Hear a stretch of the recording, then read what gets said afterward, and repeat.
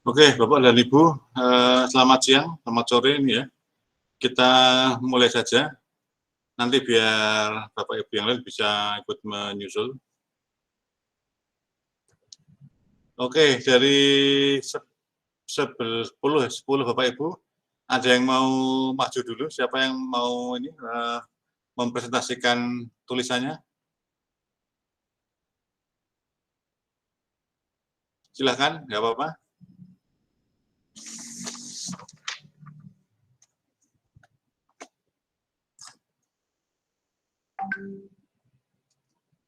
Monggo, Ibu Bapak.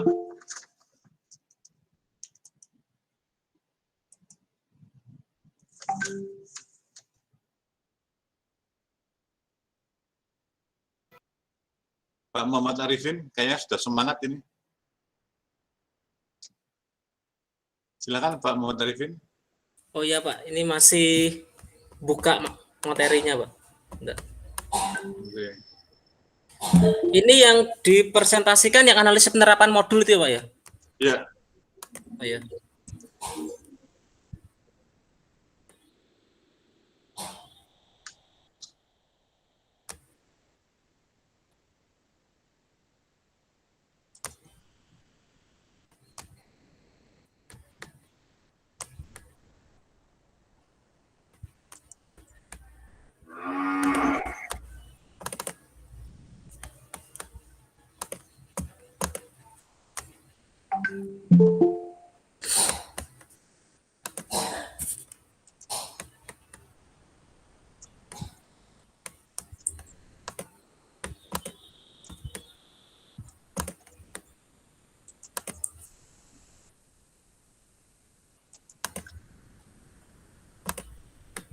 Baik. Selamat sore Bapak Ibu. Sore Pak.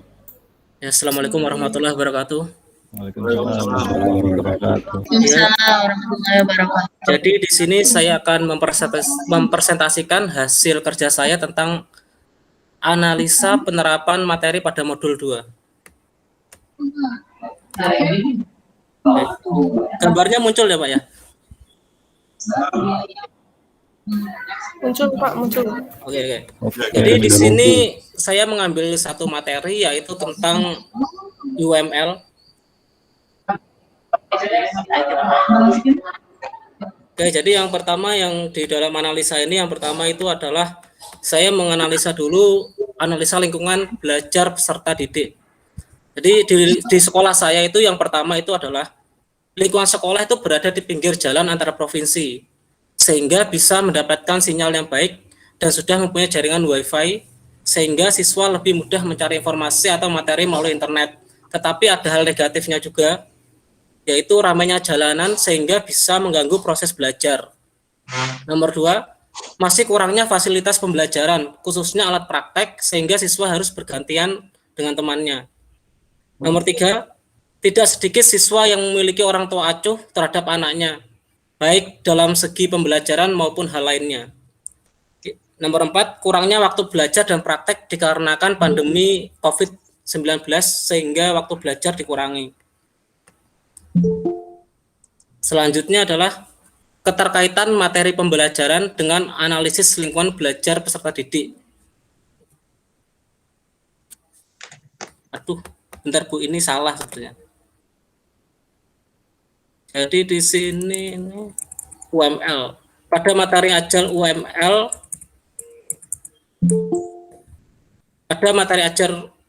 terjadi permasalahan dalam pengetahuan UML karena tidak semua siswa merupakan lulusan sekolah SMP yang masih ada mapel TIK-nya. Sehingga siswa masih merasa bingung dengan UML, bahkan walaupun ada mapel TIK belum tentu ada materi tentang UML di sekolah sebelumnya. Ranah pemahaman siswa berbeda-beda, ada yang cepat menangkap dan ada yang lambat memahami. Apalagi sekolah kita adalah sekolah swasta yang rata-rata anak yang tidak diterima di sekolah negeri. Sehingga kemampuan berpikir mereka dengan anak di sekolah negeri itu berbeda.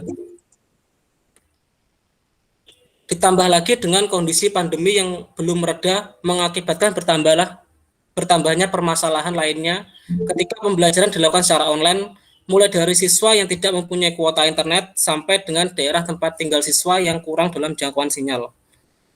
Bahkan saat bertatap muka sekarang juga waktunya terbatas, sehingga kurang maksimal dalam menerima pembelajaran ataupun praktek. Ranah yang terakhir adalah ranah pemahaman siswa berbeda-beda, ada yang cepat menangkap dan ada yang lambat memahami. Itu adalah keterkaitan antara pembelajaran dengan analisis lingkungan peserta didik. Kemudian di sini saya juga menambahkan lainnya, yaitu tentang pencapaian pembelajaran. Jadi dalam materi UML ini, pencapaian pembelajaran yang akan saya lakukan adalah setelah mengikuti pembelajaran kegiatan belajar ini, diharapkan peserta dapat membuat diagram UML. Materi pokok yaitu UML itu sendiri, kemudian desain UML dengan aplikasi Star UML. Ini, untuk pengertiannya UML sendiri itu adalah bahasa pemodelan untuk sistem atau perangkat lunak yang berparadigma berorientasi objek.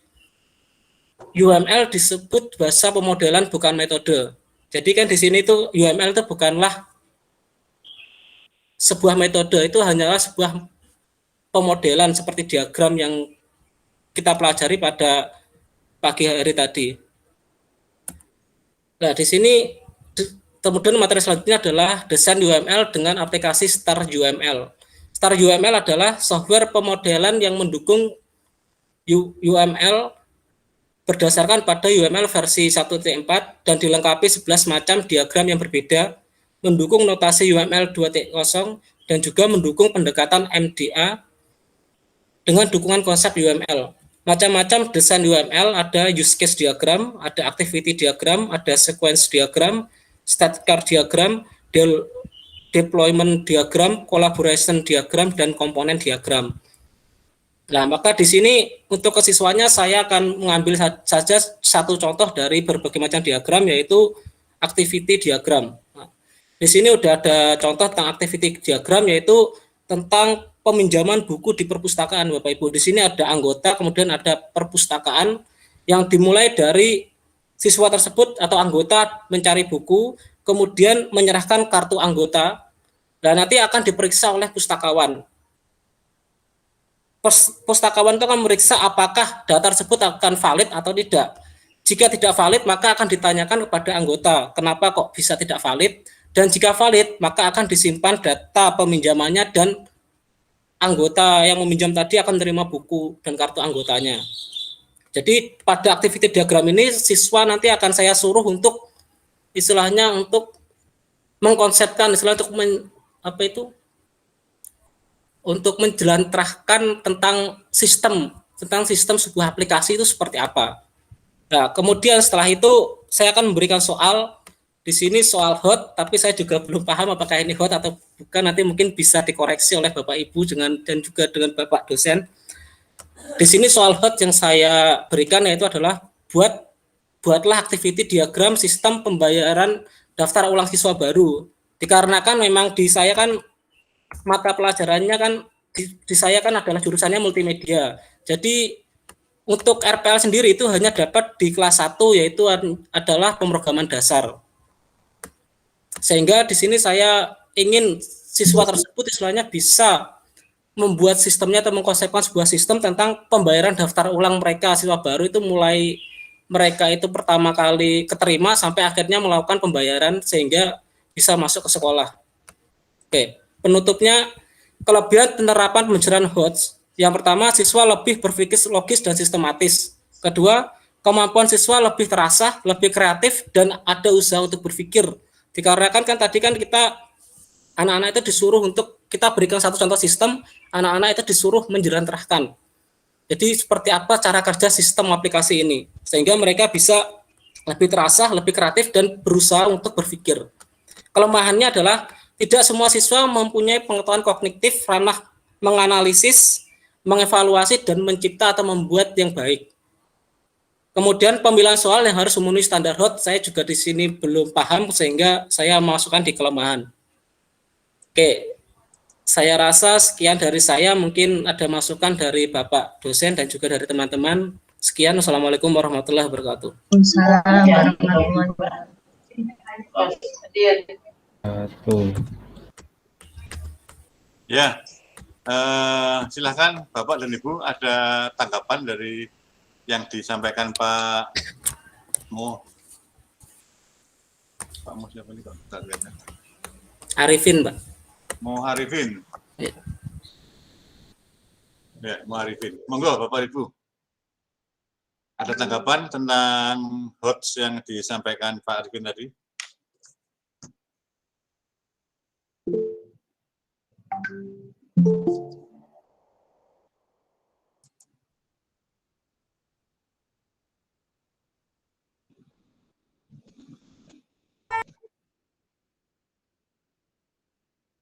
Silakan Bapak dan Ibu.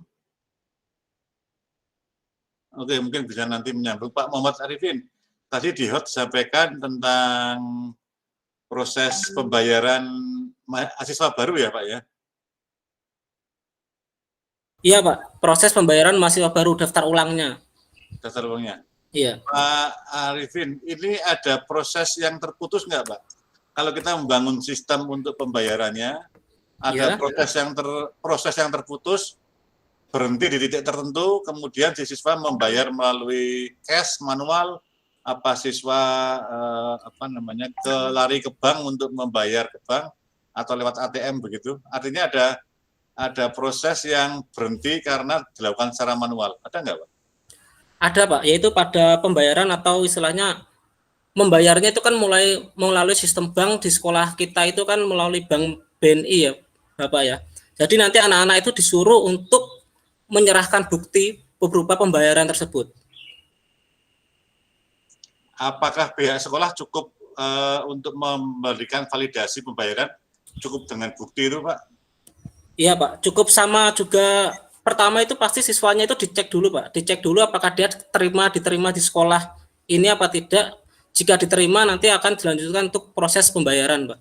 Jika pembayaran daftar ulang telah selesai, nanti siswa akan langsung dimasukkan datanya ke dalam data siswa baru dan kemudian akan diolah lagi oleh bagian tata usaha untuk dimasukkan ke kelas masing-masing Pak. Ya.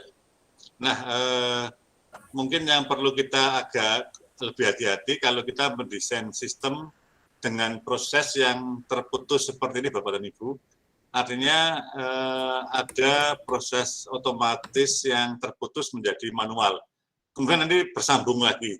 Ini kita desainnya harus cukup hati-hati karena jangan sampai yang kita desain dengan tujuan untuk mempermudah, mempercepat proses jadi terhambat karena ini.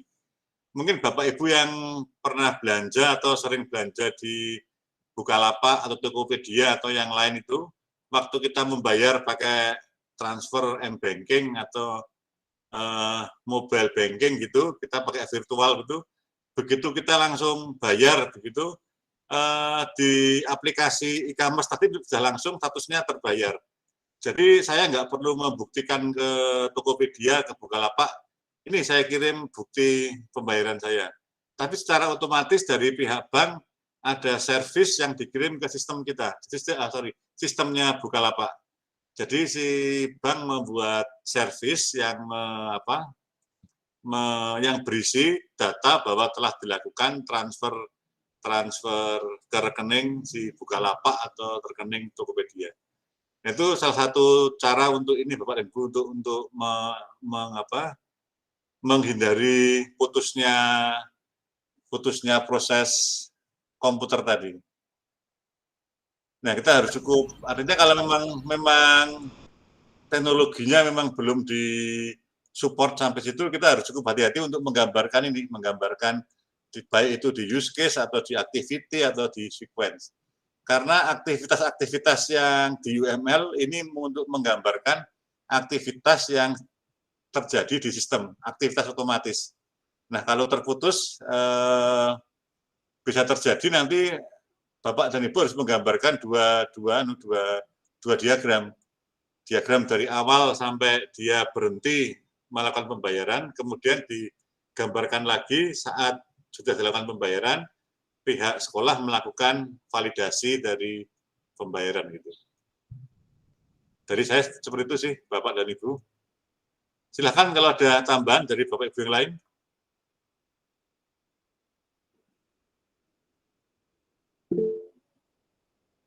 Ya, monggo Pak Adi.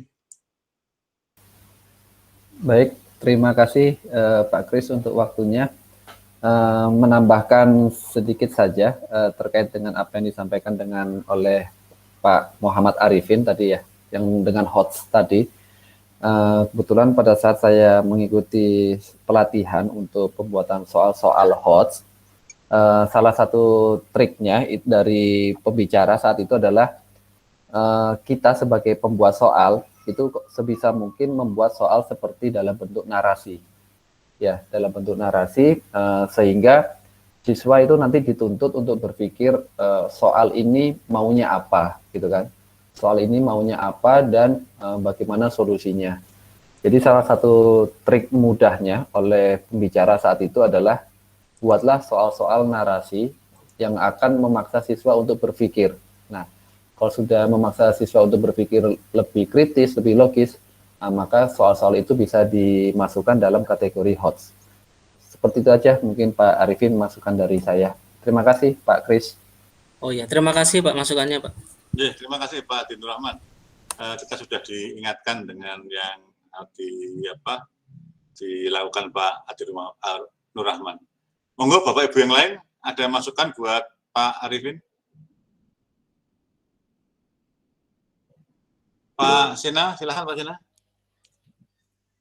Ya, terima kasih. Mungkin ini tambahan mungkin ya untuk materi yang disampaikan oleh Muhammad Arifin. Itu kan siswa itu dituntut untuk membuat desain ya. Nah, itu sebaiknya nanti siswa juga diperlihatkan gitu Pak. Misalnya bagaimana sih cara pembayaran online itu, terus proses di sekolahnya juga diperlihatkan terlebih dahulu gitu ya. Ya mungkin kalau sekarang kan pandemi ya, jadi mungkin ada videonya lah gitu. Diperlihatkan dulu ke siswa prosesnya, langkah-langkahnya sampai pembayaran itu diterima gitu. Karena terkadang siswa bingung gitu ya dalam membuat desain, ya istilahnya mencari referensinya itu sulit gitu. Jadi biar memudahkan lah gitu, dan memudahkan siswa dalam membuat sistem gitu, seperti itu. Mungkin itu saja mungkin tambahan. Oh iya Pak, tapi sebenarnya ini saya mau istilahnya gini, jadi cara berpikir saya itu sebenarnya kan sebelumnya kan sudah saya kasih contoh tentang perpustakaan tadi ya Pak ya. Kemudian saya berikan soal tersebut, ternyata tadi belum termasuk kategori HOT karena saya sendiri kan juga belum memahami tentang HOT ya Bapak Ibu ya. Sehingga saya memberikan soal itu, siswa-siswa itu saya suruh untuk istilah berkelompok, untuk mendiskusikan seperti apa sistem pembayarannya ini nanti. Sehingga nanti ada berbagai macam pendapat atau mungkin diagram beberapa macam konsep juga dari beberapa siswa untuk seperti apa sistemnya ini nanti.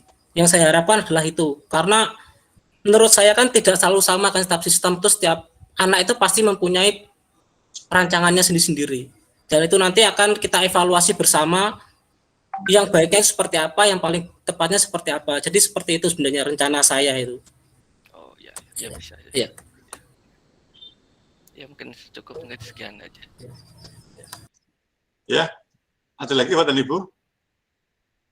Iya Pak. Halo. Pak Sainul. Ya. Ya. Oh, silakan Pak, silakan.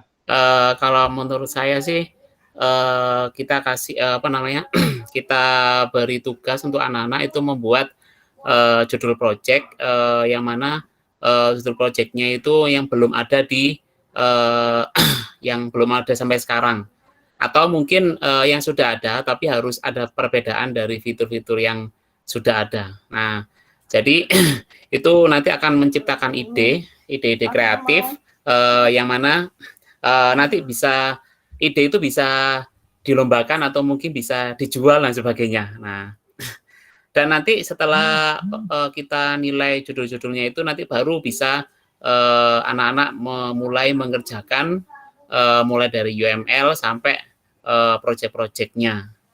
Nah, mungkin menurut saya seperti itu termasuk HOT juga mungkin ya.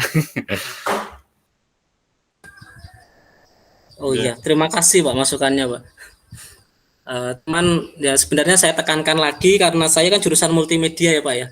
Siswa saya juga dari swasta juga kan, sekolah saya juga swasta, jadi saya rasa untuk ke situ mungkin untuk yang jurusan RPL itu pasti bisa Pak. Untuk di siswa saya mungkin masih belum bisa untuk ke arah sana Pak. Ya, jadi terima kasih untuk masukannya Pak. Oke, terima kasih. Kemudian Bu Gladys akan disampaikan, ada yang disampaikan? Ya, terima kasih atas kesempatan, Pak. Saya sekedar menanggapi apa yang disampaikan oleh Bapak Muhammad Arifin. Memang kalau posisi saya di sini, saya guru SMP ya, Pak. Jadi kami di SMP itu nggak dapat materi untuk RPL. Tapi saya pernah mengajar RPL di SMK. Dan di SMK itu memang ada kurikulumnya untuk di kelas 10 kayaknya untuk konsep pemrograman. Di situ kan di materi dasar pemrograman dan konsep itu kan ditanamkan itu logikanya.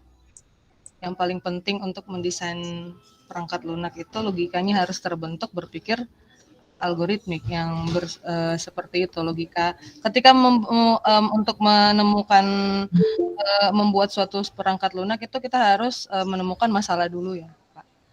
Iya benar Pak. Diadaptasi oleh jurusan yang lain seperti saya.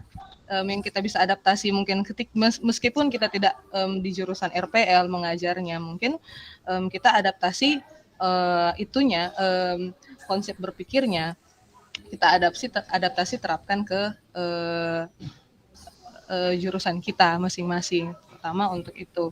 Jadi tanamkan ketika di jurusan multimedia mungkin ya kita bisa terapkan alur berpikirnya yang seperti itu, yang ketika di pemrograman kan kita harus membuat program, kita buat algoritmanya dulu berangkat dari masalah apa yang kita temui ya.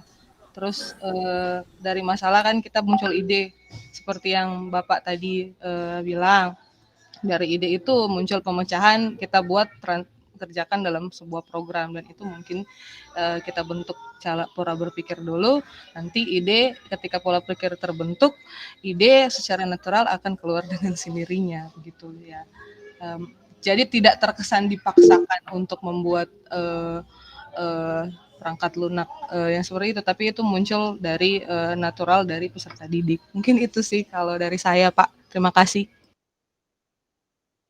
Ya, terima kasih Bu Gladys. Kemudian Pak Zainul Misan, silakan. Ya Pak, ya Pak Kris, terima kasih atas kesempatannya. Ya menambahkan aja dari yang lainnya bahwa nantinya Pak Muhammad Arifin mungkin bisa memasukkan tentang CRUD-nya Pak. Ya karena biasanya itu dalam membuat sebuah aplikasi yang itu CRUD itu sebagai dasar banget ya. Dasar banget yang create yang update delete itu. Ya mungkin ke situnya nanti kan anak-anak juga hotnya dapat gitu ya. Jadi analisis untuk mengimpi seperti apa dan mencipta jadi hasilnya. Itu aja, terima kasih. Ya, terima kasih Pak Zainul untuk tambahan di sini.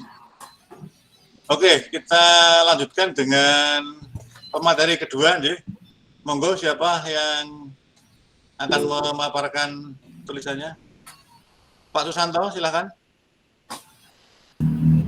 Ya Pak, terima kasih atas kesempatannya. Jadi mohon izin share screen Pak. Monggo.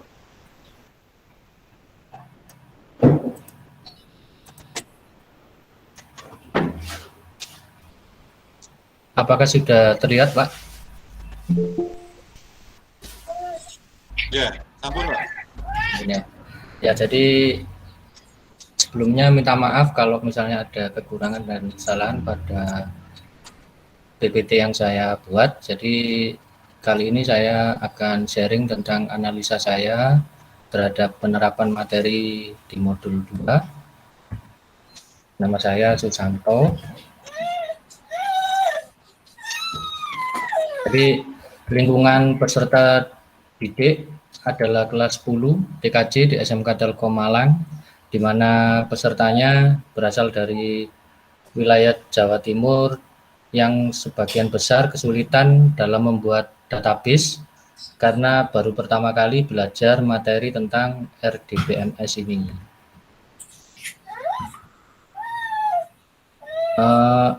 Materi yang saya ambil yaitu konsep RDBMS dengan dalam pengelolaan data, submaterinya relational database, hasil analisa,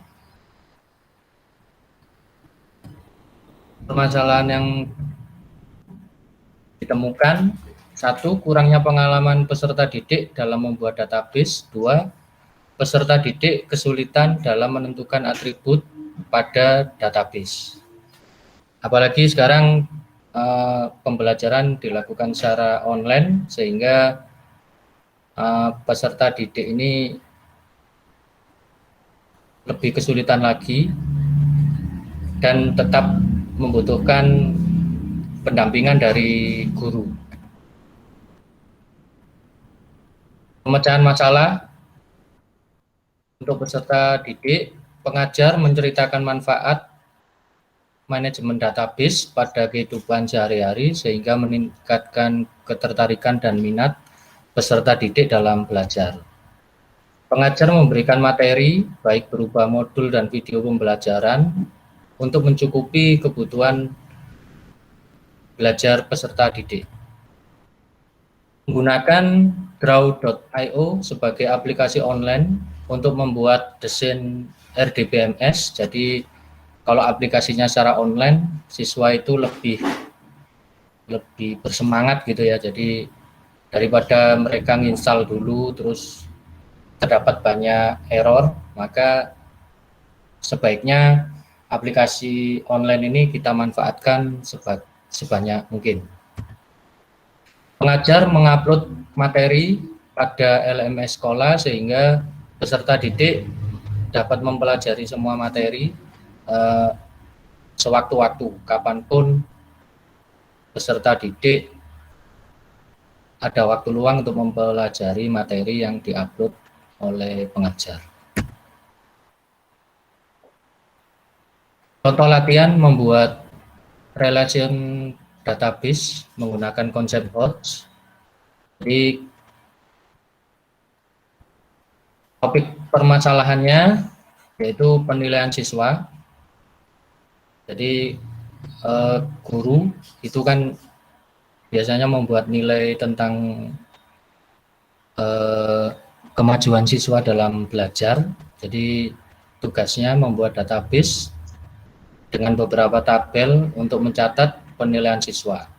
Seperti mungkin ada data siswa, data mapel, data prodi, dan data nilai. Tugas yang kedua menentukan atribut dari masing-masing tabel, dan yang terakhir membuat desain RDBMS-nya. Ini adalah contoh penerapan RDBMS. Ada tabel siswa, tabel prodi, tabel mapel, dan tabel nilai, di mana tabel siswa memiliki primary key nomor induk siswa, di mana primary key dari tabel siswa akan menjadi foreign key pada tabel nilai. Jadi secara otomatis nanti terrelasi sehingga nomor induk siswa langsung muncul ke tabel nilai. Pada tabel nilai juga secara otomatis nanti mengambil data mata pelajaran yaitu kode mapel. Dan yang terakhir pada tabel prodi terdapat primary key yaitu kode prodi yang nantinya secara otomatis kode prodi ini akan masuk terhadap tabel siswa pada kolom kode prodi. Kurang lebih seperti ini Pak hasil analisa saya. Mudah-mudahan berkenan dan terima kasih. Ya, terima kasih Pak Susanto dengan desain HOT-nya. Bapak Ibu yang lain ada masukan untuk Pak Susanto? silakan.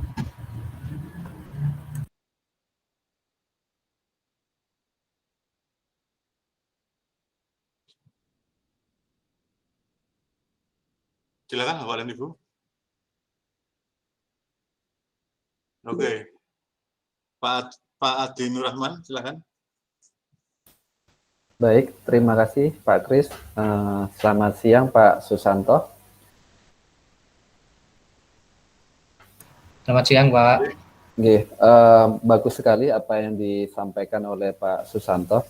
Tadi terkait dengan RDBMS tadi ya. Yang mungkin saya hanya bertanya, mungkin Pak Susanto lebih tepatnya bertanya ya. Untuk tugas pembuatan nilai itu sendiri, siswanya apakah hanya dalam bentuk database atau sampai ke pengaplikasiannya Pak dalam membuat suatu aplikasi untuk siswanya Pak Susanto? Terima kasih Pak Susanto. Ya, terima kasih Pak Adi Nur Rahman. Jadi ini masih dalam membuat desain dan membuat tabel, Pak. Jadi masih belum ke aplikasi seperti database MySQL seperti itu, Pak. Tapi rencananya nanti ke depannya baru kalau sudah membuat desain baru bisa dimasukkan ke dalam database MySQL atau yang lain atau SQL Server gitu, Pak ya. Mungkin seperti itu Pak Adi.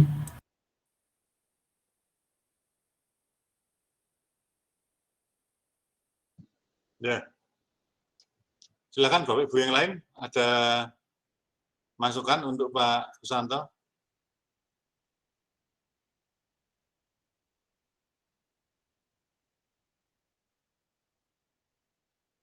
Oke, nanti mungkin bisa. Oh, silakan Pak Muhammad Arifin. Oh iya Pak, ini saya mau bertanya tentang tadi yang menggunakan draw.io ya Pak ya. Iya Pak, betul Pak, Ya. menggunakan draw.io Pak. Ya itu apakah misal bisa membuatnya lewat HP dikarenakan memang kan gini kondisi sekolah juga istilahnya komputer itu kan juga ada yang nggak tersedia untuk semua siswa ya Pak ya. Dan juga misal ada pembelajaran online juga kan siswa kan juga rata-rata nggak punya komputer atau laptop. Apakah draw.io itu bisa menggunakan smartphone saja?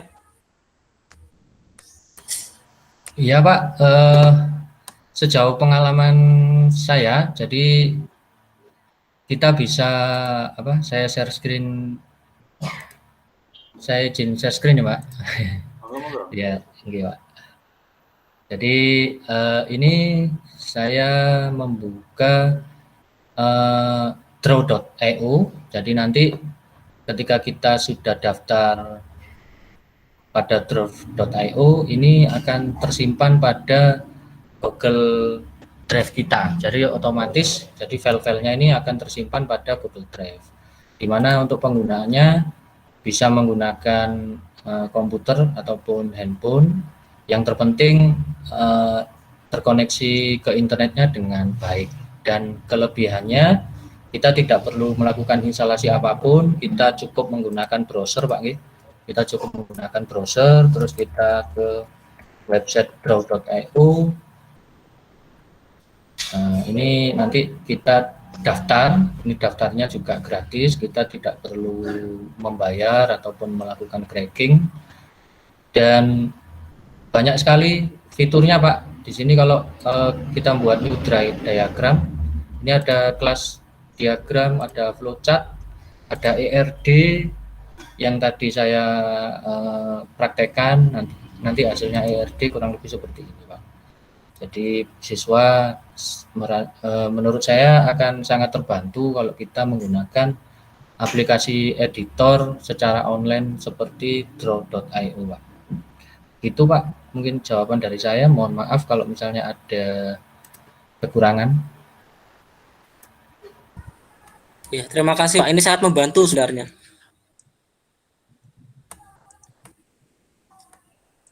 Oke. Bapak Ibu yang lain, monggo.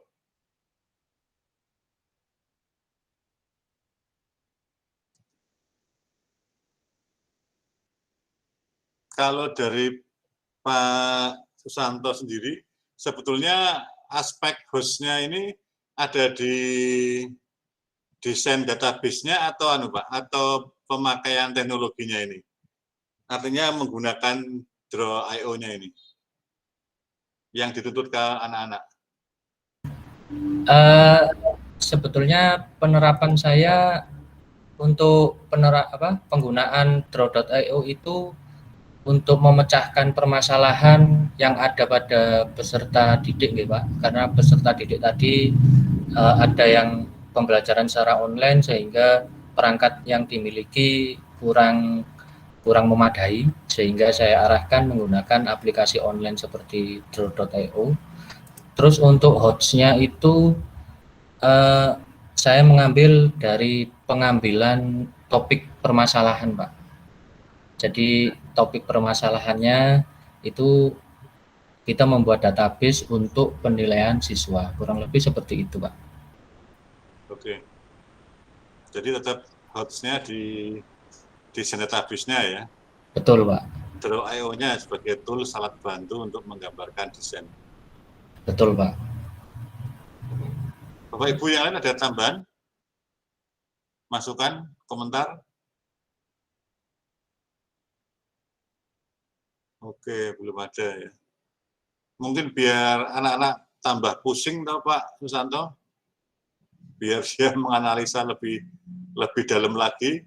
Untuk penilaiannya ada ini ya, database-nya ada aspek kalau nilainya itu berasal dari beberapa mata uji yang digabungkan, ada tugas, ada tes kecil, ada tes tengah misalnya gitu. Misalnya, tapi kalau dari yang disampaikan Pak Susanto sudah cukup untuk mencapai analisa yang sampai ke hot di tingkat anak-anak, saya kira juga cukup sih. Iya, Pak. Terima kasih, Pak. Mungkin untuk saat ini hotsnya itu saya tekankan di desain dan membuat, yang penting anak-anak bisa membuat atau menentukan primary key dan foreign key dari sebuah tabel dulu. Gitu, Pak. Oke, siap. Jadi itu ya. Oke, dari Pak Susanto saya kira, Pak Muhammad Agung silakan.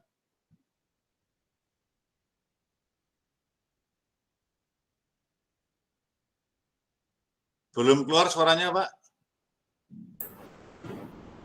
Masih di mute, Pak. Pak Agung, masih di mute, Pak Agung.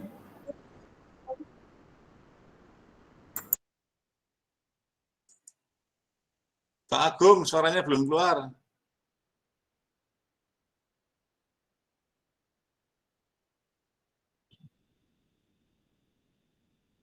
Halo, Pak Agung. Maaf, Pak Agung, halo.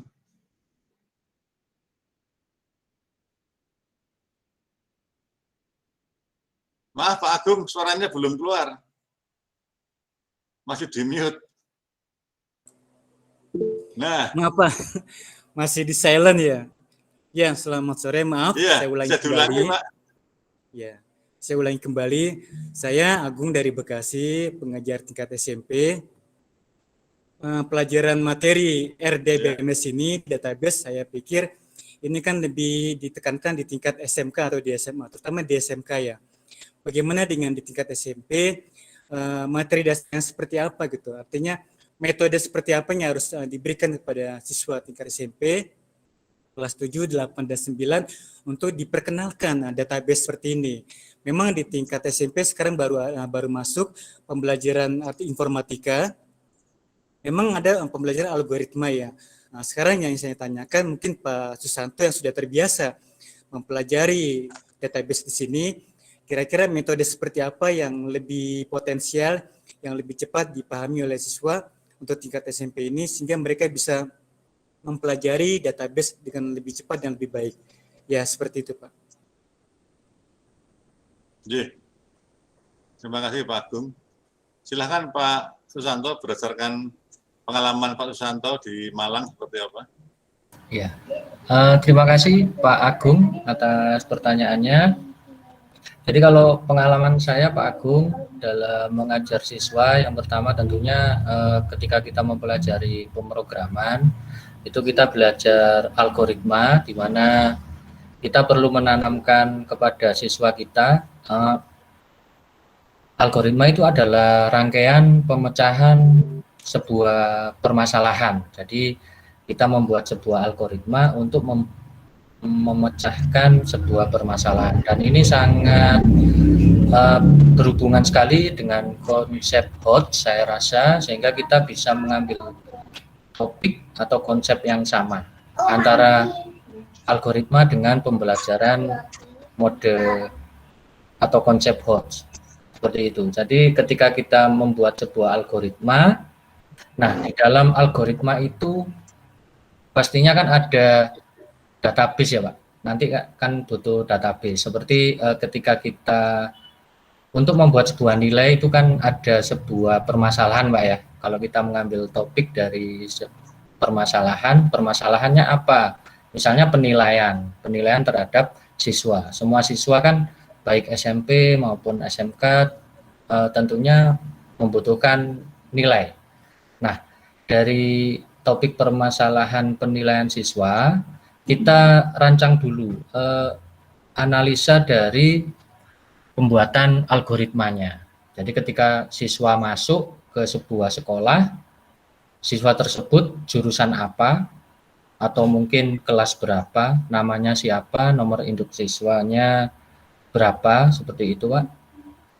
Jadi nanti bisa digabungkan dari algoritma tersebut, nantinya akan memunculkan sebuah entitas, yaitu entitas siswa. Seperti itu Pak. Jadi ketika siswa ada yang mau sekolah di tempatnya Bapak ini, algoritmanya seperti apa ketika ada siswa yang mau daftar ke sekolahnya Pak Agung. Yang pertama mulai, terus yang kedua siswa melakukan daftar di sekolah, seperti itu. Siswa mengisikan data-datanya. Nanti data-data itu akan dimasukkan ke dalam database. Tentunya kan seperti itu ya Pak Agung ya. Ya, mungkin yang mendasar sekali mempelajari bagaimana cara mengidentifikasi masalah ya Pak ya. Ya, betul Pak Agung. Ya, maaf sekali lagi ini menurut Pak Susanto selama ini siswa di SMK itu ada respon yang lebih besar untuk mempelajari database ini atau bagaimana Pak? Respon dari siswanya gitu. Ya, kalau saya tidak mukul rata ya Pak Agung. Jadi saya sih mengedepankan soft skill mereka daripada hard skill. Kalau hard skill ketika mereka cocok, saya rasa hard skill-nya akan sangat wow gitu ya ketika cocok, dan terkadang kita malah kewalahan untuk mentutor siswa tersebut ketika hard skill-nya itu sesuai dengan kemauan mereka. Ada siswa yang memang benar-benar sangat tertarik terhadap database, akan tetapi ada juga siswa yang tertarik pada pembelajaran hardware, dia pegang-pegang obeng seperti itu, panjat-panjat tiang seperti itu. Lebih seperti itu nih Pak. Kembali kepada siswa kalau saya Pak. Iya, baik. Terima kasih Pak Susanto. Oke, sama-sama Pak Agung. Ya, terima kasih Pak Agung Syarif. Sebelum kita masuk, Bu Dina, silakan Dina. Oh ya, terima kasih Pak Kris. Sebenarnya saya ingin lebih bertanya sih Pak, bukan untuk menanggapi nih Pak. Silakan Bu. Ya, boleh ya. Ya, jadi saya sama seperti Pak Agung, ya saya ngajar di SMP Pak saat ini, gitu. Untuk posisi saya mengajar ini, saya TIK-nya itu agak kurang ya Pak ya. Paling saya memberikan materinya TIK secara umum seperti materi di modul 1, terus multimedia ya Pak, kayak perkenalan software, aplikasi, TKJ juga paling jaringan-jaringan secara umum sama alat-alatnya gitu Pak. Nah, untuk RPL di sini saya sama sekali belum pernah memberikan materi ke anak-anak tentang RPL gitu Pak. Ada saran tidak dari Pak Kris atau Bapak Ibu yang lain mengenai apa memang apa yang harus saya lakukan terlebih dahulu untuk materi tentang RPL ini, karena di sekolah saya TIK sendiri itu hanya gimana ya, bukan jadi mata pelajaran yang wajib atau mata pelajaran yang harus diambil di K13 gitu Pak. Jadi hanya dijadikan kayak ekskul sama tambahan saja gitu Pak, seperti mulok gitu. Ya, mohon sarannya Pak Kris dan Bapak Ibu yang lain. Yeah. Oke. Bapak Ibu, monggo kalau ada masukan. Silahkan Pak Saprandila Simpala. Silahkan Pak Saprandi.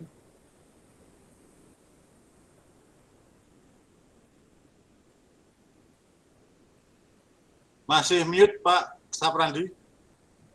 Ada Pak, ada. Ya, silakan. Mohon maaf Pak, selama pembelajaran atau materi yang diberikan pada modul 2 ini, saya kurang memahami banyak karena saya ini pengajar TKJ itu kebanyakan ke sistem operasi maupun permasalahan-permasalahan jaringan, jadi materi yang diberikan pada pagi sampai sekarang ini saya kurang memahami Pak, jadi ya gimana tipsnya Pak supaya saya bisa paham tentang materi ini Pak, soalnya tadi saja itu saya lihat itu sebanyak 80 lebih slide itu, saya suka mau tidur Pak. Jadi, ya mohon maaf ini Pak. Jadi saran untuk saya ataupun teman-teman yang belum bisa memahami bahasa pemrograman, yang apalagi sekarang sudah banyak bahasa yang update ya, jadi ada banyak framework yang harus dipahami. Jadi ya, saya kurang memahaminya Pak. Terima kasih Pak. Ya, terima kasih Pak Saprandi. Pak Dani Priyono mungkin bisa membantu. Monggo Pak Dani Priyono.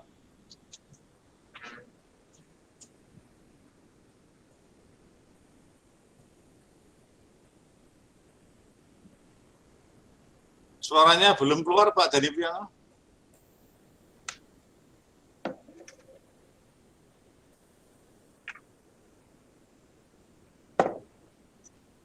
Ya, baik, terima kasih. Baik Pak, terima kasih atas waktunya. Ya, sudah. Selamat sore.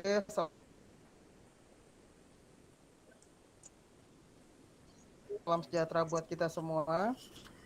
Saya hanya mau menanggapi yang dari Ibu tadi Pak Budina Pak. Sudah Pak. Silakan Pak. Halo. Suaranya saya sudah keluar Pak. Halo. Di tempat saya kok suaranya. Terdengar suara saya Pak, Bu? Delay Pak, delay. Halo. Ya, sudah Pak, sudah. Sudah Pak, sudah, silakan. Bapak Ibu, terdengar suara saya? Terdengar. Terdengar Pak, cuman delay aja. Pak, selamat sore. Saya ingin menanggapi yang punya Bu Dina tadi, Pak. Pertanyaan Bu Dina.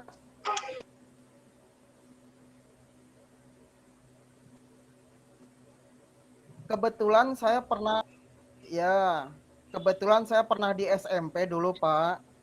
Jadi yang saya tahu itu di SMP memang tidak ada kurikulum untuk materi.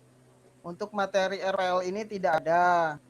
Jadi saran saya, Pak, sebaiknya untuk tingkat SMP itu lebih baik menyisipkan. Ada yang terbuka mungkin Pak Bu. Ya baik Pak, saya lanjutkan. Ya saya lanjutkan. Ini saya menanggapi saran yang untuk Budia.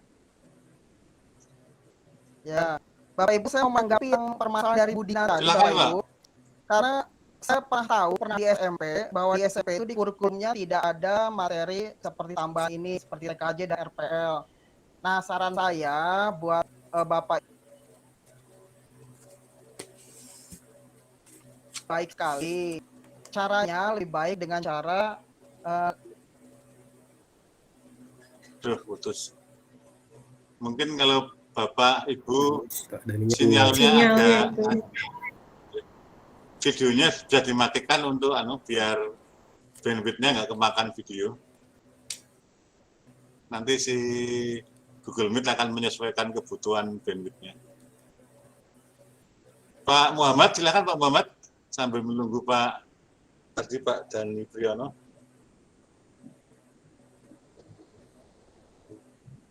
Masih mute Pak Muhammad.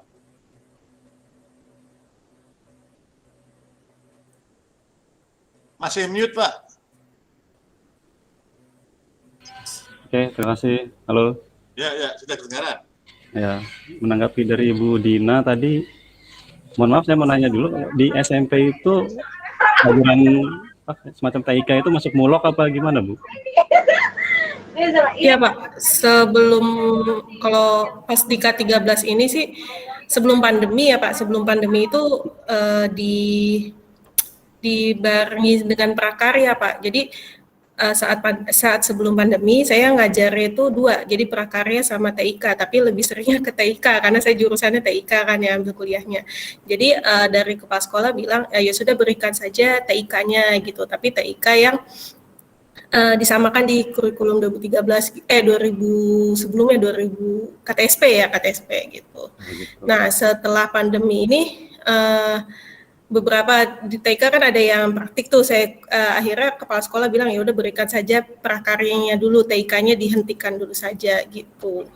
Nah, tapi karena kita sudah mau tatap muka lagi, rencana tatap muka ya, saya mau mengembalikan TIK lagi nih gitu. Tapi saya lihat kan ternyata ada materi yang lain gitu, ada RPL, TKJ, dan yang algoritma gitu. Nah, ini belum sama sekali belum saya berikan di anak-anak SMP gitu Pak. Jadi materi apa dulu yang paling dasar yang saya berikan ke anak-anak gitu Pak. Gitu. Apalagi saat ini saya mengajar kalau misalnya nanti PPL di PPG ini saya bingung ngajar ke anak-anak ambil materi apa gitu. Ya, kalau menurut saya ya pribadi untuk tingkat SMP mungkin bisa dikuatkan di algoritmanya dulu aja Bu, logikanya ya. Kita mainkan di teknik-teknik materi-materi tentang algoritma itu dikuatkan di situ latihan-latihannya. Nah kalau untuk praktek di tingkat SMP kan masih bisa dibilang transisi ya ibaratnya. Jadi lebih suka praktek itu ada alat kalau menurut saya sih. Nah itu kalau gurunya menguasai juga ya mungkin bisa memakai Arduino. Di situ kan bisa kita bisa belajar mengenai sensor ya. Itu ada programnya. Nah itu ada outputnya juga berupa ada alatnya yang bisa dilihat untuk ternyata di program seperti ini ada hasilnya, itu bisa jalan, sensornya bisa berbunyi atau gimana, atau lampu-lampu bisa menyala, ya. Itu bisa dipraktekkan di situ Bu. Arduino itu kan juga kan ada pemrogramannya sih ya. Nah itu ada alatnya, dan robotik juga kan dasar dari Arduino itu sih. Kalau saya sih mungkin itu aja saran dari saya sih Bu. Terima kasih. Oke Pak. Oke, sebelum ke Pak Muhammad Sadri ya, kita kembali ke Pak Dhani Priyono. Silakan tadi diselesaikan dulu Pak Dhani Priyono. Baik Pak, terima kasih. Selamat sore. Mohon maaf teman-teman. Suara saya sudah terdengar Pak? Sudah Pak. Suara saya sudah terdengar Pak? Sudah Pak. Ya. Baik. Bapak Ibu, saya mau menanggapi permasalahan yang ada tadi oleh Bu Dina. Kebetulan saya pernah di SMP dulu mengajarnya. Dan yang saya tahu di SMP itu kurikulumnya tidak ada materi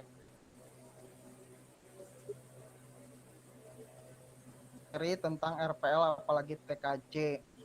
Yang ada itu tik sama itu Pak, kalau nggak salah itu materi tambahannya itu. Nah, bagaimana cara menyikapinya supaya materi ini bisa masuk? Sebaiknya Bapak Ibu memberikan materi di luar materi yang ada, dalam arti di luar pelajaran. Jadi Bapak Ibu bisa menyisipkan materi-materi tadi yang mana yang harus disampaikan, tapi tidak secara mendetail, hanya gambarannya aja, supaya siswa itu tidak terkejut pada saat siswa itu masuk langkah ke jenjang yang berikutnya. Jadi biar mereka punya pengenalan, pada saat ke jenjang berikutnya mereka punya pengenalan. Mungkin itu aja Bu yang bisa saya sampaikan, saya sharingkan sama Ibu. Terima kasih Bapak, selamat sore. Terima kasih Pak. Terima kasih Ya. Pak Dani Priyono. Oke, kita lanjutkan Pak Muhammad Sadri, monggo. Terima kasih Pak. Selamat sore untuk Bapak Ibu semua. Suara saya terdengar Bapak Ibu? Terdengar Pak. Ya, terima kasih. Saya juga berasal dari SMP Pak. Mungkin saya memperkuat apa yang disampaikan oleh Ibu Dina tadi. Untuk kurikulum 2013 itu fenomena bagi mata pelajaran TIK Pak. Ya, kalau sekarang di tempat kami, kebetulan saya pernah berada di kabupaten yang berbeda, itu kami setelah mata pelajaran TIK itu dipindahkan ke bimbingan TIK pada kurikulum 2013, itu menjadi apa namanya ya, banyak dari dinas pendidikan yang mengatakan mata pelajaran TIK itu tidak ada lagi, sudah dihapus. Nah, itu yang fenomena yang terjadi. Kemudian pada saat sekarang ini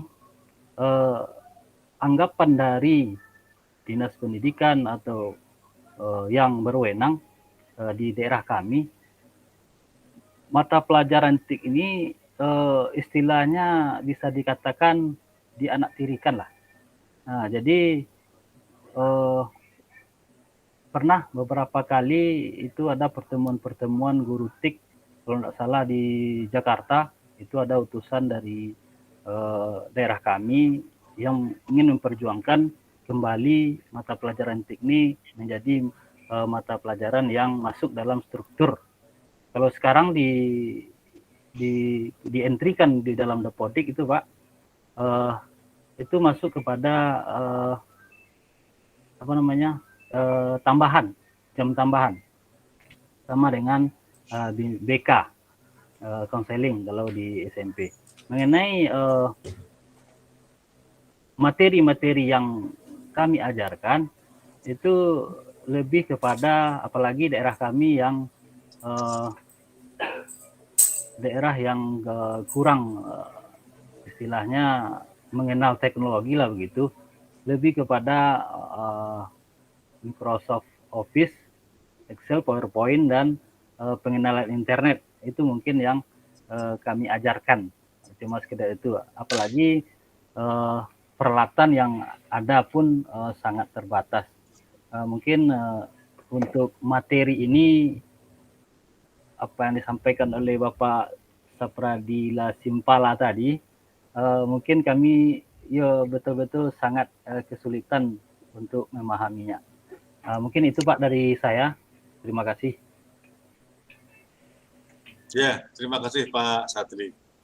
Memang tadi di awal pertemuan saya juga menyampaikan bahwa mungkin banyak di antara Bapak dan Ibu yang bukan dari pengajar RPL atau dulu pernah belajar cuma lama ditinggalkan, jadi memang lupa. Jadi kalau misalnya kita belajar pemrograman seperti itu 3 bulan, 6 bulan nggak dipegang, pasti lupa Pak. Nanti kalau mau mulai ya bisa mulai, tapi ya apa, kalau bahasa saya sih grotal-gratul gitu, pakai error gitu biasanya. Kita lanjutkan dengan Bapak Ibu yang lain. Pak Muhammad Arifin, monggo Pak.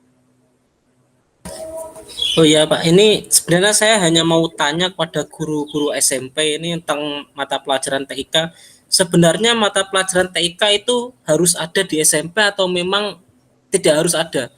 Soalnya memang di sekolah saya sih ketika saya mengajar pelajaran dasar tuh banyak sekali anak yang bahkan ada yang belum bisa menyalakan komputer. Makanya itu saya agak bingung. Mungkin mohon untuk jawabannya pada guru SMP. Izin Pak menjawab dari yang disampaikan Bapak Arifin. Ya silakan Pak Muhammad Sadli. Mengenai mewakili mungkin berbeda daerah Pak ya. Kalau kami di Sumatera Barat, apa yang disampaikan oleh Imam Arifin tadi itu sedikit menyampaikan banyak dari anak-anak kami yang tidak pandai menghidupkan komputer begitu. Itu mungkin terjadi karena keterbatasan dari sarana prasarana yang ada. Apalagi yang berada di daerah-daerah yang tidak terjangkau. Seperti yang kita tahu, untuk di SMP itu kadang-kadang kalau saya komputernya mungkin ada, tapi sudah rusak semua. Jadi untuk apalagi sekarang dilaksanakan penilaian ANBK, itu terpaksa sekolah mengadakan atau memperbaiki komputer-komputer yang ada. Masalah diajarkan atau tidak diajarkan, itu diajarkan sebenarnya Pak. Karena itu sudah materi yang harus diajarkan. Mungkin itu jawaban dari saya dari SMP. Mungkin ada kawan-kawan Bapak Ibu dari SMP yang lain bisa menambahkan. Terima kasih. Silakan Bapak Ibu.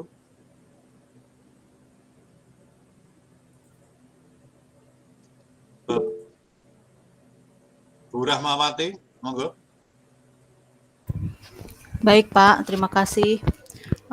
Saya mau menanggapi juga ya untuk masalah guru SMP TIK ini. Kebetulan saya mengajar di Jakarta, guru SMP TIK. Nah di sini di SMP saya kebetulan memang sama dengan Bu Dina dan yang lainnya. Mungkin di sini SMP itu TIK hanya sebagai bimbingan TIK ya, jadi setara dengan bimbingan konseling. Ya, jadi kayak seperti itu. Jadi tidak masuk jam pelajaran, tapi harus memberikan bimbingan di luar jam pelajaran seperti itu. Dan memang kalau di tempat saya juga banyak masalah mungkin dari anak-anaknya juga ya, dari inputnya juga mungkin anak-anak banyak yang kurang punya device-nya, terus kemampuan mereka untuk mengakses komputer juga mengoperasikan komputer juga terbatas karena yaitu mungkin dari SD-nya memang tidak pernah diajarkan, di SMP pun hanya sebagai bimbingan TIK saja, tidak masuk kelas, jadi ya mungkin efeknya ke SMK seperti itu. Dan mungkin di guru-guru TIK di SMP hanya difungsionalkan sebagai operator kayak proktor gitu ya, proktor UNBK dulu, ANBK seperti sekarang. Ya, betul. Hanya seperti itu aja sih Pak. Ya, terima kasih. Ya, mungkin sebelum ke Bapak Ibu yang lain, saya juga mau cerita pengalaman saya. Kira-kira 2015, tahun 2015 saya pernah mendapat mahasiswa Bapak dan Ibu yang baru datang dari Sumatera Utara. Kalau nggak salah, dia tinggal di pinggiran Danau Toba. Waktu itu karena semester pertama langsung praktek komputer, dia belum pernah yang namanya melihat dan memegang mouse. Mouse itu dipegang, ditempelkan di layar. Tempelkan di layar itu digerak-gerakkan. Ya. Tapi Bapak dan Ibu yang perlu Bapak Ibu tahu, setelah semester 1, semester 2 lewat, anak ini saya tes program Java. Kalau hitungan saya, anak-anak paling cepat bisa ngerjakan 2 jam. Tapi anak ini bisa selesai setengah jam, Bapak dan Ibu. Setengah jam selesai, saya cek hasilnya lebih sederhana dari program yang saya buat. Nah, artinya dengan kemauan yang keras, sebetulnya anak-anak ini juga perlu diasah saja sih.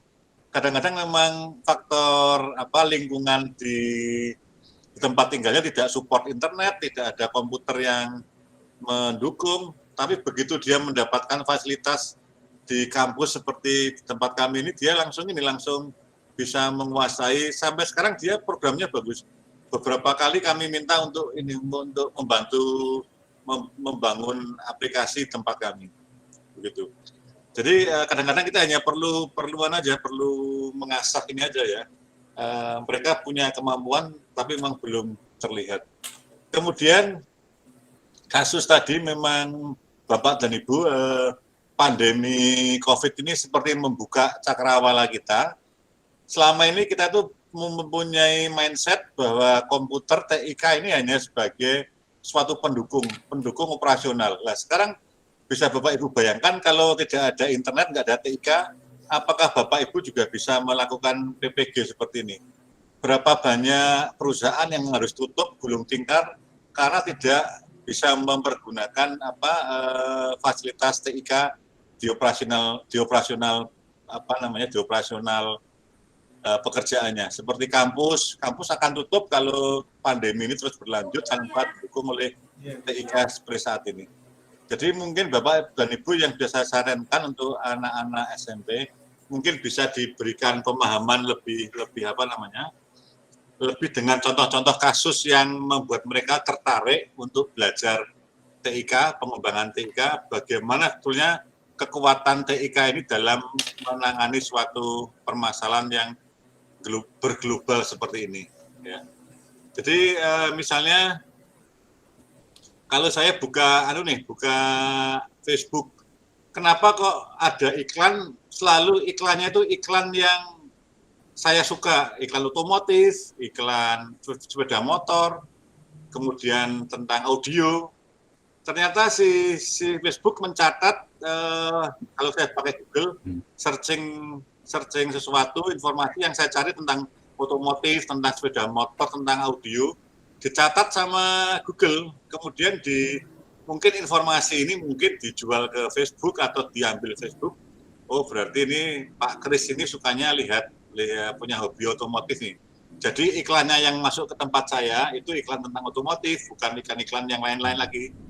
Begitu, itu salah satu contoh yang kadang-kadang kita barang yang mungkin di sisi IT tidak terlalu sulit, tapi kita kok bisa seperti ini ya, kok dia bisa tahu hobi saya. Nah, kadang-kadang itu yang perlu kita berikan pemahaman ke anak-anak di SMP, bahwa kekuatan dari TIK itu tidak hanya sekedar untuk menulis di MS Word atau membuat tabel di di Excel atau untuk chatting di WA, tapi bisa sampai ke hal-hal yang kadang-kadang di luar di luar perkiraan kita.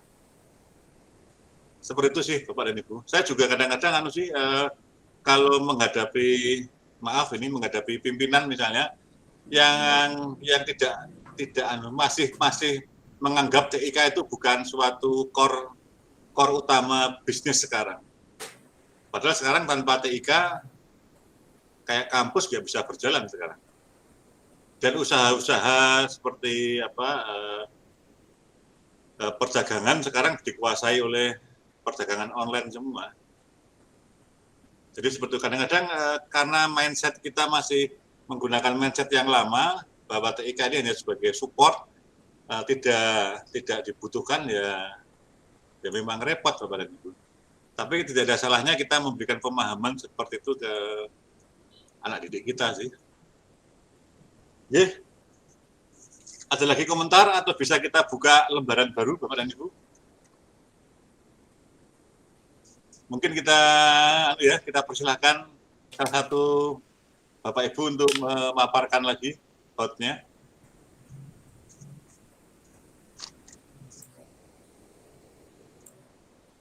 Silakan Bapak dan Ibu, ada yang ya.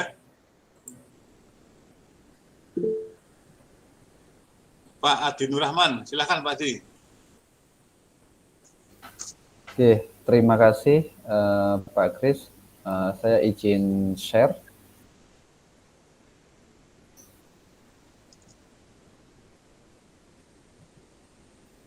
Bentar.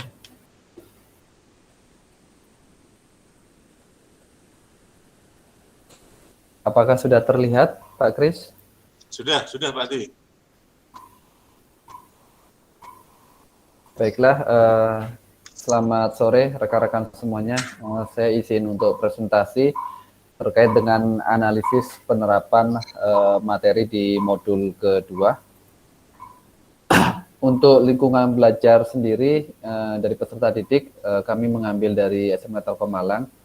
Kebetulan ada 3 guru di sini yang ikut PPG dari SMK Telkom Malang.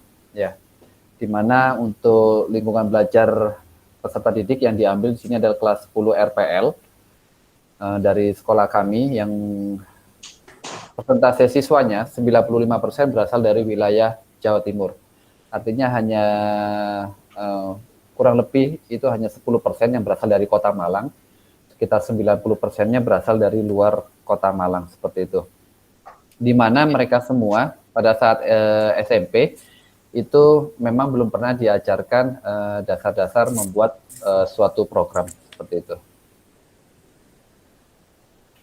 Kaitan antara materi yang dipilih dengan hasil analisis lingkungan belajar peserta didik yang ada di modul kedua ini, kali ini untuk terkait dengan materi ajar atau pembelajaran merancang media pembelajaran dengan menggunakan materi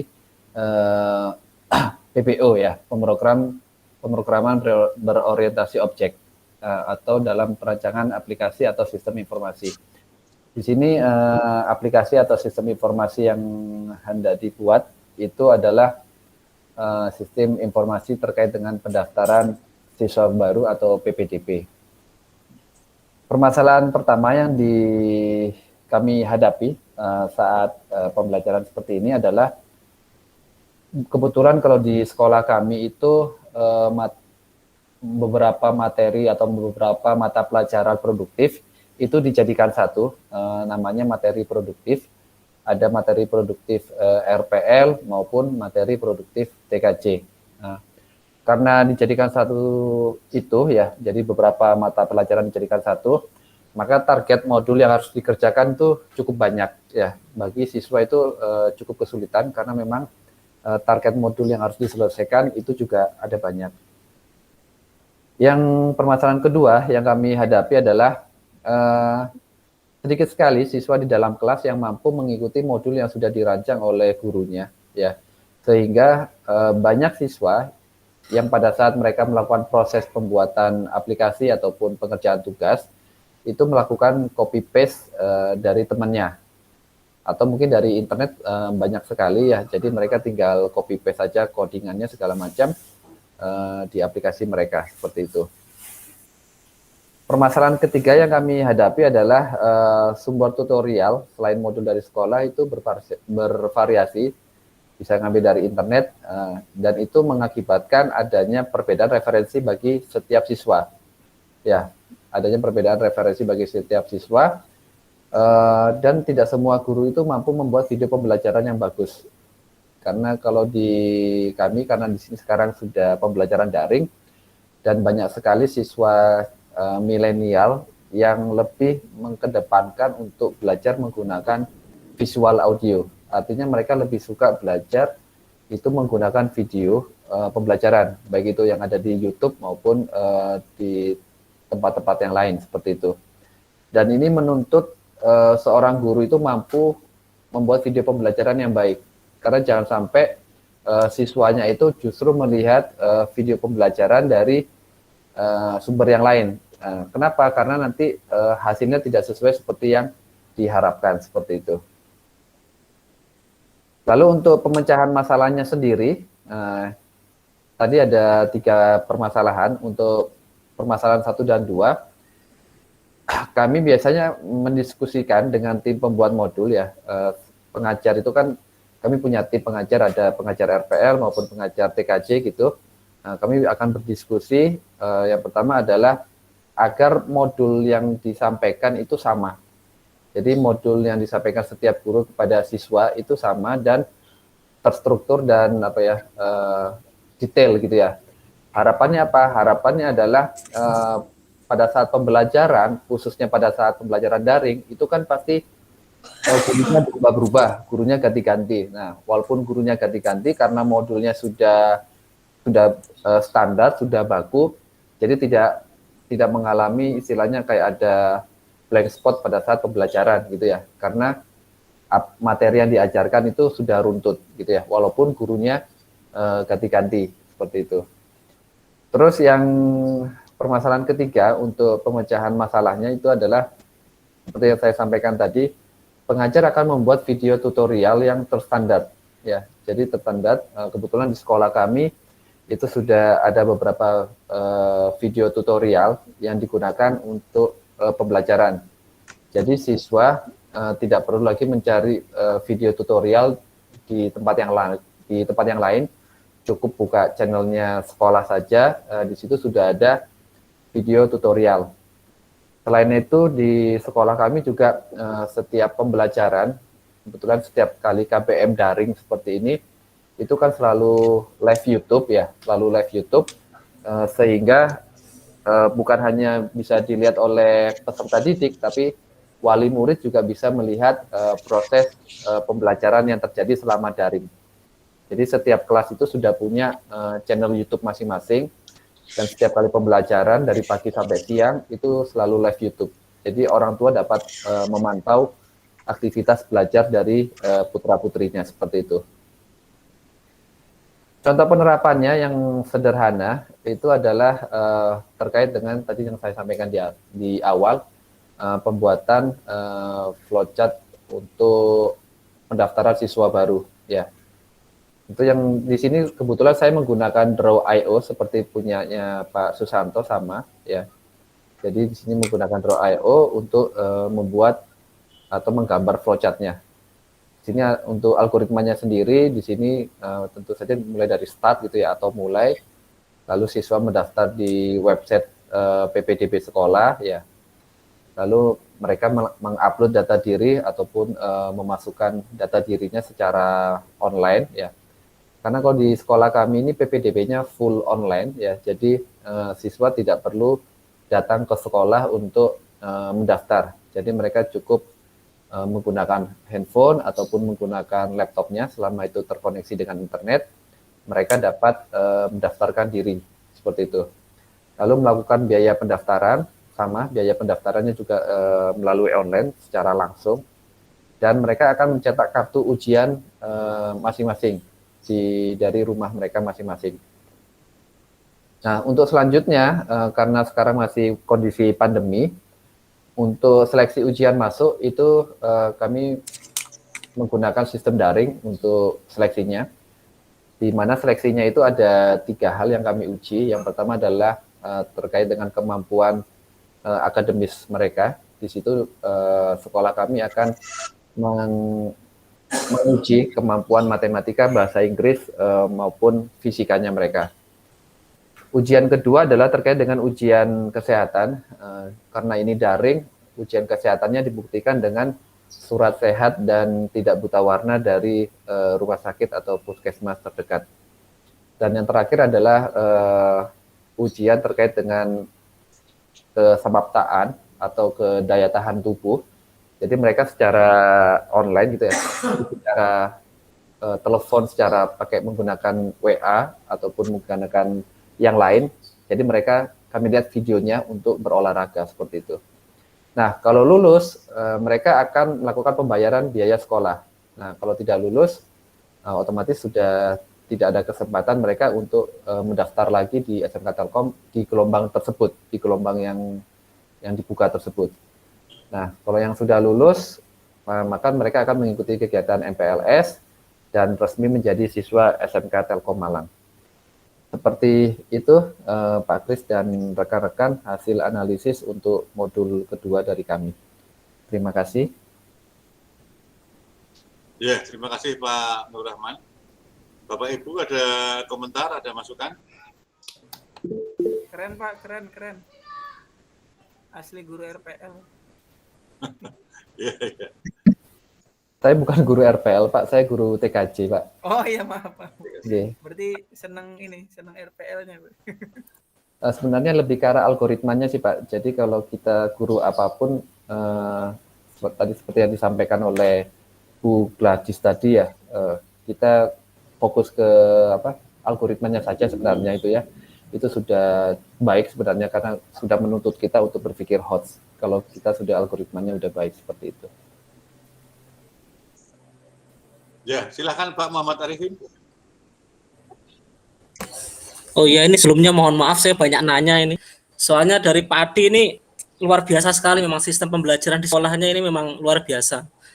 Yang saya mau bertanya ini Pak Adi ini tentang pembuatan video tutorial tadi, mungkin ini saya sebenarnya mau ngambil ilmunya juga, ini istilahnya membuat video belajar itu menggunakan aplikasi apa ya?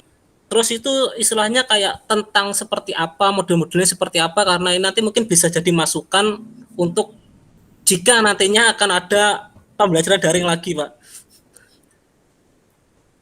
Oke, terima kasih Pak Arifin untuk pertanyaannya. Terkait dengan tools ataupun aplikasi apa yang digunakan, itu kembalikan lagi ke gurunya yang masing-masing ya. Karena kalau kemampuan guru multimedia dengan kemampuan guru yang non-multimedia tentu berbeda ya. Contohnya kalau di guru multimedia, mereka biasa menggunakan AI ya seperti itu, ataupun yang Photoshop kalau mereka memang mampu ya. Sedangkan kami yang guru-guru non-multimedia mungkin ya, kebanyakan dari kita kan guru non-multimedia ya. Kalau memang kita bisanya menggunakan KineMaster, silakan menggunakan KineMaster. Kalau kita bisanya menggunakan Movavi, silakan menggunakan Movavi. Jadi kita gunakan tools sesuai dengan kemampuan kita. Karena kalau kita memaksakan menggunakan tools yang kita tidak sanggup, justru kita nanti waktunya habis hanya untuk mempelajari tools tersebut. Jadi kita nggak fokus membuat konten, tapi kita fokusnya justru mempelajari toolsnya. Nah itu jadi saran saya adalah kita gunakan tools yang memang kita kuasai. Contohnya saya sendiri untuk membuat video pembelajaran itu menggunakan Movavi ya. Jadi karena selain lebih ringan, itu juga saya lebih terbiasa aja gitu ya, lebih terbiasa. Yang penting itu kontennya sebenarnya, bukan toolsnya yang digunakan ya. Kontennya kita benar-benar bagus, benar-benar menarik bagi siswa kita dan sesuai dengan tujuan dari masing-masing KD seperti itu, maka nanti siswa akan melihat secara otomatis video-video yang kita buat seperti itu. Mungkin seperti itu Pak Arifin dari saya. Terima kasih, Pak.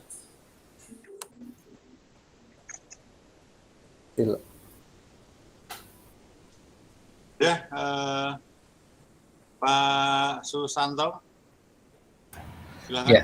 Ya, terima kasih Pak Kris. Ya, saya ingin menambahkan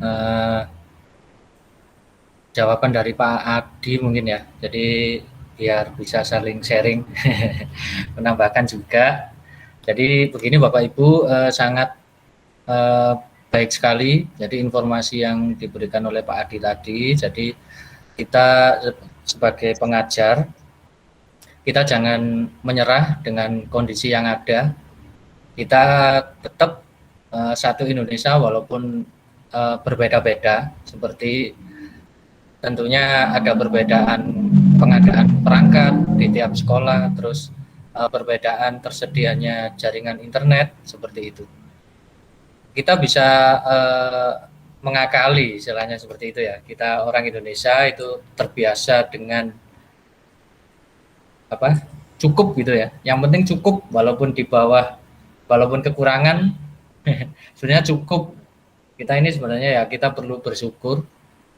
Jadi untuk saran juga untuk guru-guru SMP yang tadi di diskusi sebelumnya, kita dalam memberikan pembelajaran TKI itu tidak harus menggunakan jam resmi tersendiri. Kita bisa menyisipkan sebenarnya. Kita bisa menyisipkan dari pembelajaran PPKN atau dari pembelajaran bahasa Indonesia, kita sisipkan karena semua mata pelajaran itu kebanyakan menggunakan komputer. Seperti itu. Jadi kita bisa menyisipkan, ini loh komputer, kita bisa bawa komputer atau laptop pada waktu kita mengajar, kita memperkenalkan laptop itu seperti apa, terus bagaimana cara penggunaannya, terus bagaimana cara kita menentukan tujuan hidup kita. Misalnya anak-anak kan banyak yang kehilangan tujuan hidup untuk saat ini. Jadi terlalu banyak di luar sana yang memberikan tutorial mengenai game. Bagaimana cara bermain game, bagaimana cara mendapatkan uang dari game, dari bermain game. Nah, kita sebagai guru-guru tentunya jangan mau kalah dengan kondisi yang ada. Kita bisa memberikan semangat, memberikan pengetahuan kepada anak-anak, tujuan hidup anak-anak yang baik itu seperti apa.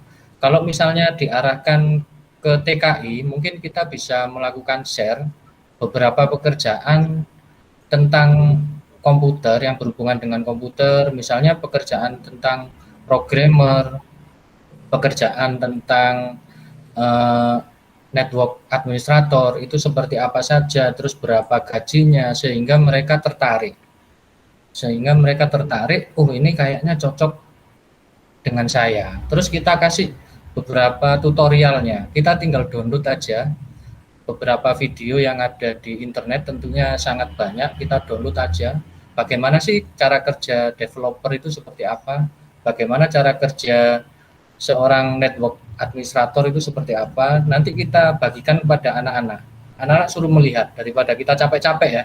Kita capek-capek menggunakan konsep pembelajaran yang metode ceramah gitu ya.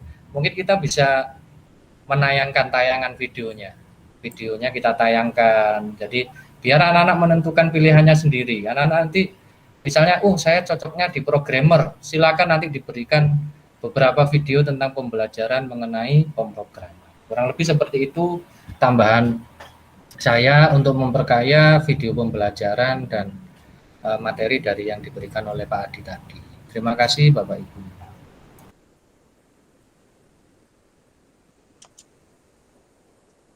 Ya, terima kasih. Bu Intan, silahkan Bu Intan. Ya, terima kasih Kris. Hanya ingin menanggapi sebenarnya. Sebenarnya saya iri gitu ya dengan SMK Telkom Malang ini, karena dari pihak sekolahnya sendiri sangat-sangat memfasilitasi baik untuk guru ataupun untuk siswanya untuk bisa siswa itu bisa belajar lebih maksimal gitu, meskipun modenya mode daring. Nah, untuk kami yang masih ada di kampung gitu, dengan keterbatasan yang ada gitu, sebenarnya jangan berkecil hati. Benar kata Pak Susanto tadi, meskipun kita tidak bisa create sendiri video pembelajaran itu, ya minimal kita masih bisa memanfaatkan media YouTube. Ya, hanya tinggal disesuaikan saja dengan target materi yang ingin kita capai gitu. Kita targetnya sampai di mana inginnya, ya tinggal pengarahan dari gurunya sendiri seperti itu. Ya, mungkin itu saja Pak. Hanya ingin menanggapi saja. Terima kasih. Oke, terima kasih Bu Intan Kurnia Jaya. Oke, Bapak Ibu ada tambahan, masukan, komentar? Sharing pengalaman tentang RPL.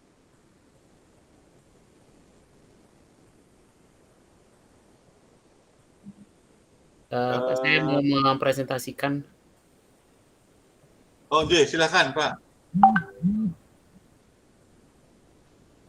Pak Zainul Abidin ya? Iya. Ya, monggo Pak Zainul Abidin. Cari share screen-nya tombolnya yang mana? Yang kotak ada panahnya, Pak. Oh iya. Di sebelah kanan tuh Pak, kanan pojok bawah. Kanan pojok bawah. Ya, ada gambar teleponnya. Raise hand, Pak. Sebelahnya raise hand. Oh, sebelahnya raise hand. Present now itu ya? Iya betul. Maaf Pak, salah, maaf. Present now. Oke, sebentar. Maaf, nggak pernah pakai Meet misalnya. Biasanya pakai Zoom atau pakai Webex. Yeah.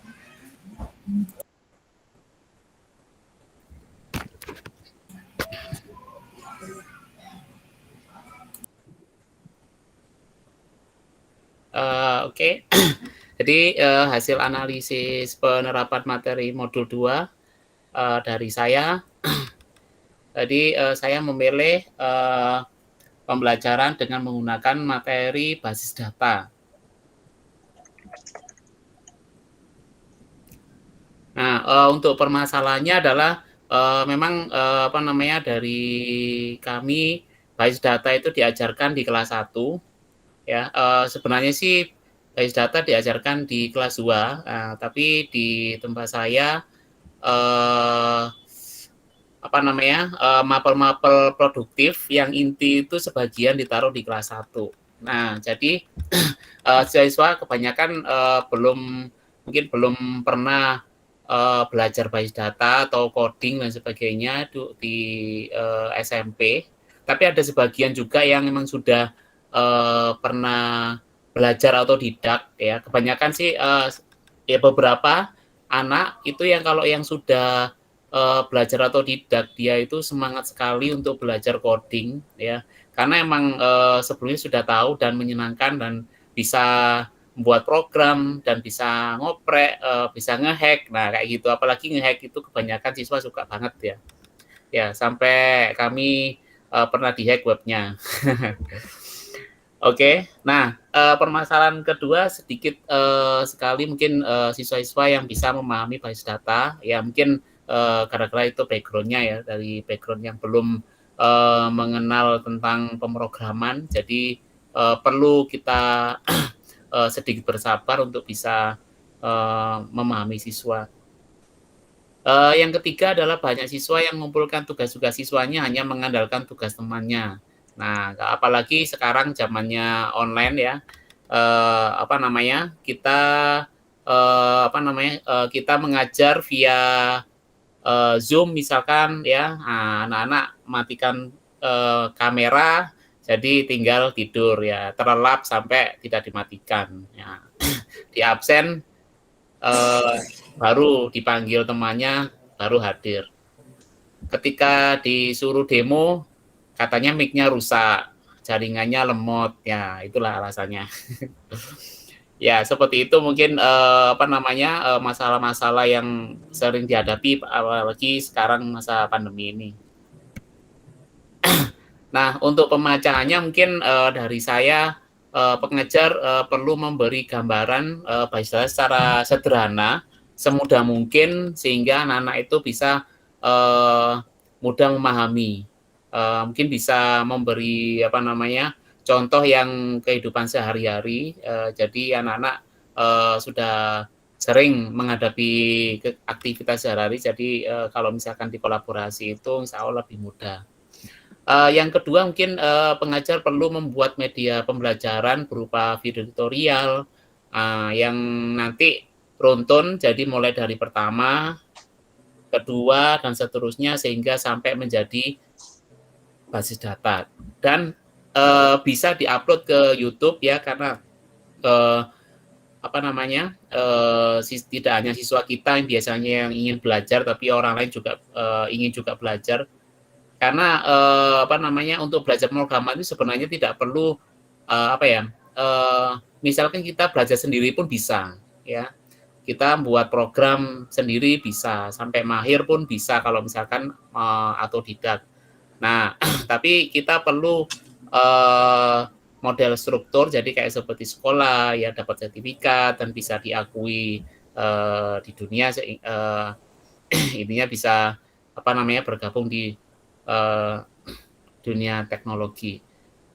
Nah, dan mungkin diberi layanan real time ya, layanan real time ketika ada kesulitan. Jadi real time bisa WA, bisa web, bisa media sosial, dan memotivasi anak-anak mungkin tidak perlu takut untuk bertanya dan sebagainya ya, agar anak-anak itu bisa senang bertanya, tidak sungkan ya. Kebanyakan siswa itu ya sungkanan ya, takut dimarahi kok nggak bisa-bisa. Nah itu ya mungkin perlu dimotivasi anak-anak agar nggak bisa itu biasa ya, karena mungkin belum paham.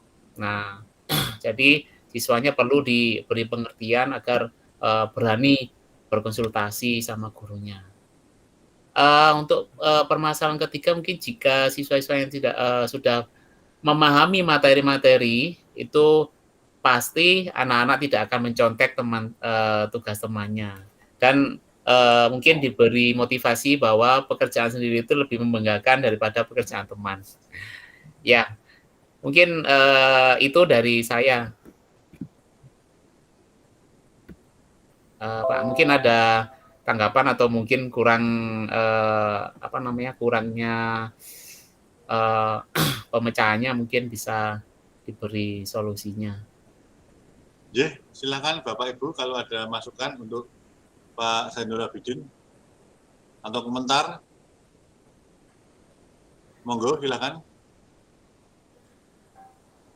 Jadi menurut saya juga tepat sekali apa yang disampaikan Pak Zainul Abidin, bahwa lebih baik kita belajar dari lingkungan yang kita kenal dulu ya. Artinya kita nggak usah perlu belajar lagi suatu sistem, suatu hal yang baru. Kita bisa benar-benar mengenal permasalahan yang ada di sekitar kita. Silakan Bapak dan Ibu.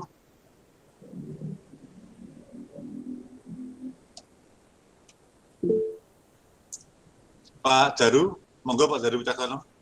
Ya Pak, terima kasih untuk waktunya. Mau menanggapi untuk permasalahan siswa guru harus melayani real time.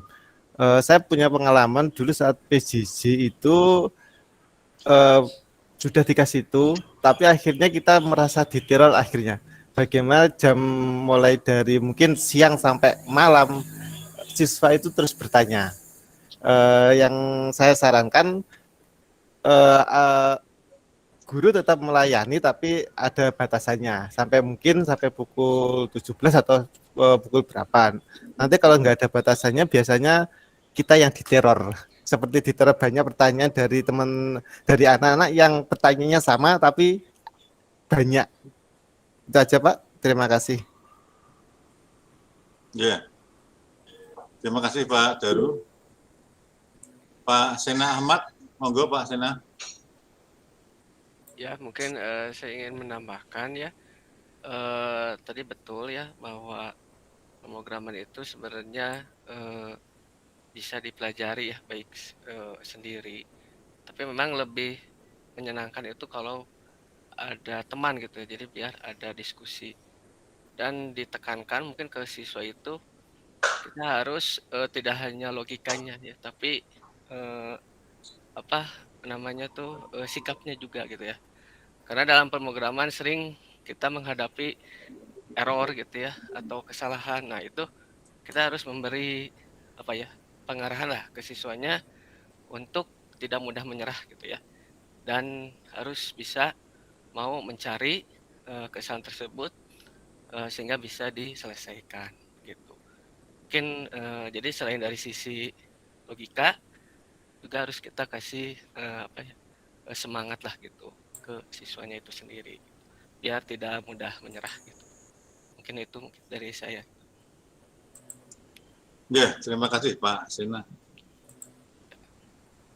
Bapak Ibu yang lain, kalau kembali yang disampaikan Pak Daru Wicaksono terkait dengan respon harus apa namanya menanggapi pertanyaan siswa yang kadang-kadang tidak kenal waktu, ini sebenarnya tapi juga butuh dana sih Bapak dan Ibu.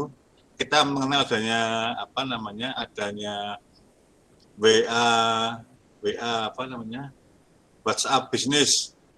Kemudian di Microsoft mengenal yang namanya chatbot.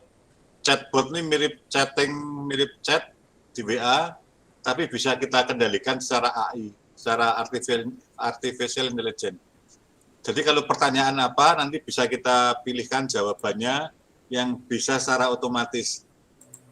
Itu bisa juga untuk mengurangi apa namanya ya semacam tanggung jawab kita untuk selalu merespon. Memang selalu tidak tepat jawabannya, tapi biasanya orang atau anak yang mendapatkan respon cepat aja lebih senang mendapatkan respon daripada WA, email nggak pernah dibalas, nggak pernah dibaca. Gitu. Itu salah satu jalan tentunya, tapi ya tadi kita harus lumayan harganya lumayan tinggi untuk yang Microsoft Chatbot. Kalau Bapak Ibu mau mencoba bisa mendaftar di Microsoft Azure. Nanti ini salah satu fitur dari Microsoft yang bisa kita coba 30 hari. Nanti kita dapat akun $100 yang kita bisa gunakan untuk menyewa resource-nya, cloud-nya di Azure Microsoft. bisa kita ajukan. Kalau kita mau belajar untuk mencoba fasilitas cloud-nya Microsoft. Oke. Bapak Ibu ada tambahan, komentar, masukan untuk Pak Zainul Abidin? Belum ada. Kalau belum ada, mungkin kita satu kali lagi ya. Dari tadi ada 4 itu bapak-bapak semua. Ibu-ibu, adakah yang mau memaparkan quotes-nya? Monggo. Satu lagi, Bu Wahyuni, Dina Wahyuni, Bu Intan, Bu Iden, Bu Winda.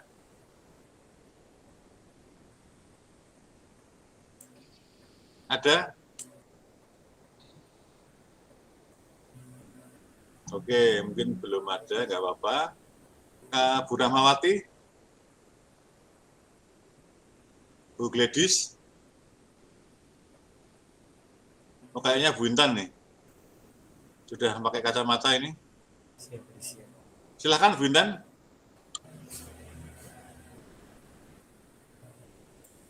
Belum, Bu. Bu Gladys? Bisa paparan, Bu? Belum, Pak. Belum. Kayaknya teman-teman lain dulu. Ya. Oke, Bapak-bapak yang lain? Monggo.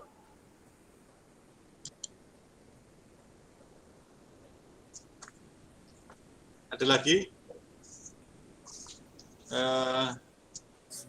Oke, saya kira nanti bisa, kalau ada bisa kita bahas di forum di LMS. Kalau memang sudah nggak ada, kita bisa akhiri pertemuan sore ini. Bapak Ibu,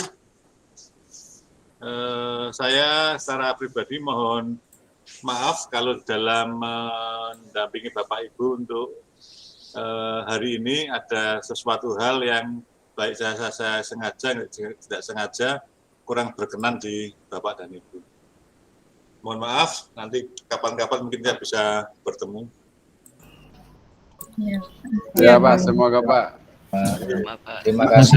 Terima kasih, Pak. Terima kasih. Ya, semoga terima kasih, Pak. Terima kasih, Pak Kris. Terima kasih, Pak Kris.